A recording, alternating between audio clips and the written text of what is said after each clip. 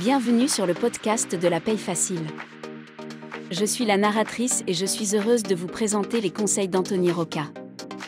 Vous pouvez retrouver l'ensemble des conseils à l'adresse la-paye-facile.com. Vous pouvez aussi vous inscrire à la newsletter. La newsletter par mail vous offre tous les jours des conseils et des offres promotionnelles. Sans plus tarder, voici le sujet du jour.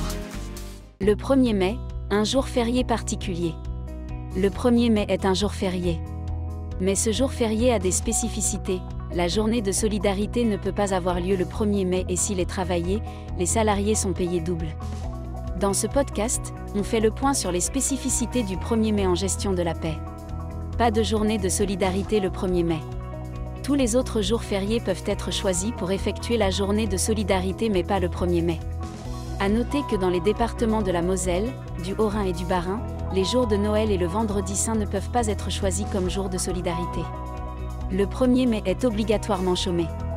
Le 1er mai est un jour férié et chômé pour tous les salariés. D'ailleurs, la loi ne prévoit qu'un seul jour férié et chômé et c'est le 1er mai. Donc, en principe, ce jour est chômé et payé, c'est-à-dire que les salariés ne travaillent pas ce jour-là et sont payés. Et cela concerne tous les salariés peu importe leur ancienneté. Mais il y a des exceptions. Certains salariés peuvent travailler. Seuls les salariés employés dans des établissements dont la nature du travail ne permet pas d'interrompre l'activité peuvent être amenés à travailler le 1er mai. Dans ce cas, ils ont droit à une indemnité égale au salaire correspondant au travail accompli, à la charge de l'employeur. Il s'agit des entreprises avec les activités prévues à l'article R 3132-5 du Code du travail. Une rémunération exceptionnelle pour ceux qui travaillent. Les salariés qui travaillent le 1er mai bénéficient d'une indemnité d'un montant égal au salaire de cette journée.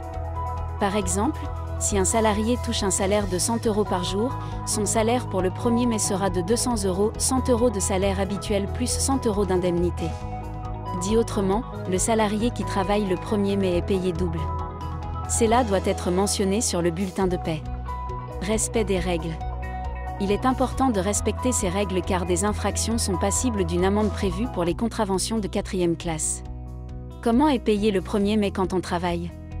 Lorsqu'un salarié travaille le 1er mai, ce jour est considéré comme un jour férié travaillé.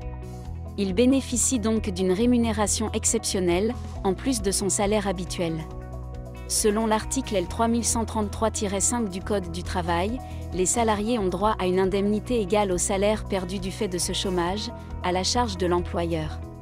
Cette indemnité doit être prise en compte pour les salariés rémunérés à l'heure, à la journée ou au rendement. En pratique, l'indemnité spéciale pour le travail effectué le 1er mai est égale au montant du salaire horaire brut multiplié par 2. Par exemple, si un salarié touche un salaire horaire brut de 15 €, son salaire pour le 1er mai sera de 30 €, 15 € x 2. Les heures supplémentaires effectuées le 1er mai doivent être payées avec les majorations de salaire habituelles, comme pour un jour de travail normal. Est-ce que le 1er mai est payé double ? Si un salarié travaille ce jour férié, il bénéficie d'une rémunération exceptionnelle qui correspond à 2 fois son salaire horaire habituel. Donc, oui, le 1er mai est payé double. Qui peut travailler le 1er mai ? Le 1er mai est un jour férié et chômé pour tous les salariés.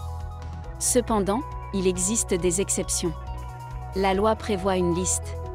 Si une entreprise a une activité sur cette liste, alors elle peut faire travailler ses salariés le 1er mai. L'article R 3132-5 du Code du travail fournit cette liste.